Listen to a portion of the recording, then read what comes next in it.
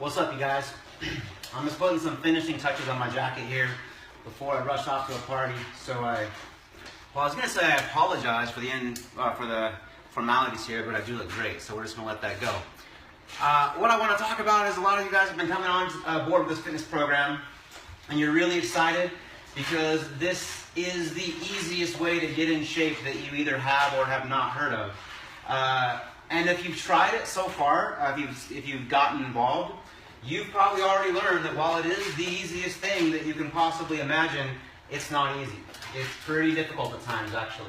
There are times where the only thing holding you together is going to be some tools that I'm going to share with you now.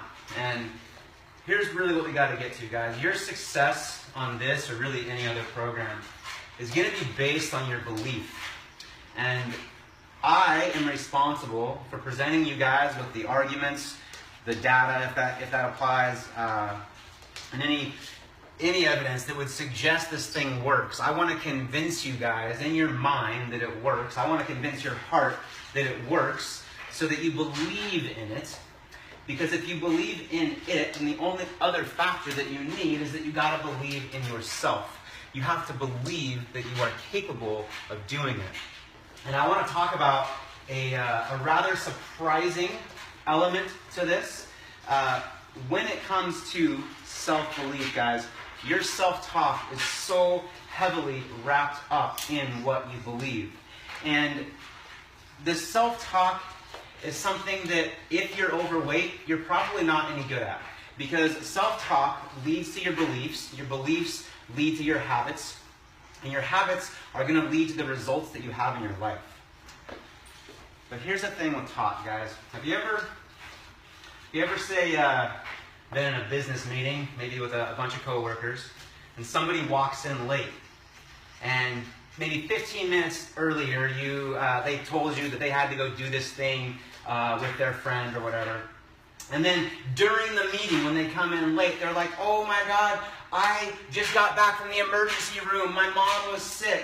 And you're sitting there thinking like, "Oh my God, like what a lie." You're rolling your eyes. You may or may not say something, but you register this. And the next time that person's talking to you and gives you a claim that whatever, and you just are, your head will instantly go to, "Wait a minute, I don't know if that's true. Like, I don't know if I can trust this person. In fact, I have seen them lie on at least one occasion, and therefore their credibility is at stake." And here's the thing, guys. If you live a life lacking integrity, if you live a life where the words that come out of your mouth are anything but always true, then when you sit in front of the mirror and you hold your jelly rolls and you're telling yourself, "There's an athlete inside this body and I'm going to find him," there's a subconscious inside of you rolling their eyes like, "No, you're fucking not. You're a liar. You've always been a liar. And I'm not going to believe this." And so what I want you guys to consider is, if you've had a hard time with success in your life, if you've had a hard time with believing the things that you want to change, I just want to encourage you. Do an analysis of how often you let untruth come out of your mouth. Because when you dial that stuff in, guys, when you start really paying attention to the, let's say, being impeccable with your word, as the old Four Agreements book says, when you're impeccable with your word, you start to believe the things that you tell yourself. And as I give you these little mantras that I'm going to want you to be saying throughout the day, perhaps, or saying during the workout, these things have been monumentally helpful for me. I'm going to tell you that my ability to believe in these things and my ability to manifest the change in my life has been heavily correlated with the amount of integrity that I walk in with my life. And I am not at 100%. Absolutely not.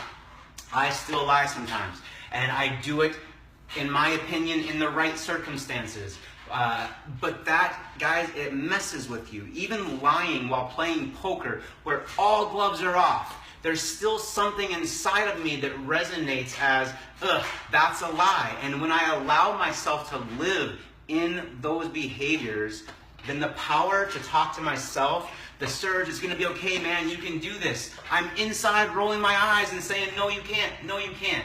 So, behavior change, guys. Start with integrity. Start with committing to the words that come out of your mouth are true. And when you start controlling your words, then you start controlling your thoughts, which are going to control your habits and your behaviors, which is going to control your destiny. So, thanks for sitting through your Saturday night sermon with Sturgeon. If you made it to the whole thing, I think that you have free reign to skip church tomorrow.